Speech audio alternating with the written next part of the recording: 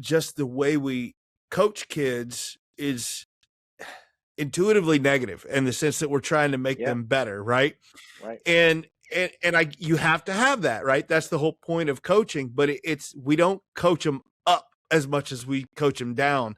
Even when we think we are, it's not enough. Most of the time as coaches, we're constantly correcting kids or giving that criticism about what they did wrong and what they need to fix and do better, rather than building kids up positively for what they did and that positive reinforcement. John Wooden with with UCLA, he has talked about having like a 5-to-1 ratio of positive to like negative feedback. And I don't know if that's actually attainable. 5-to-1, that's really tough to do, but that's something that we try to be in our program, or something I at least emphasize with all my assistant coaches is within your position groups, trying to outweigh the negative feedback with positive and having that positive relationship with kids, because they'll continue to do what you emphasize, right, and positively support them through their execution. There's a lot of the work from a psychologist, John Gottman, who talks about this stuff, and he did it with a lot of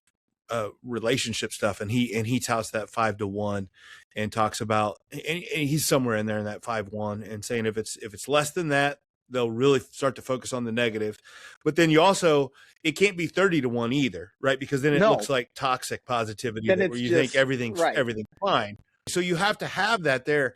But I'm just curious, like I love your mindset around that, where we have to, because coaches do that. And I was talking with a coach. I was at a practice today with a team. I'm working on it. And I was just like talking to him about like the way that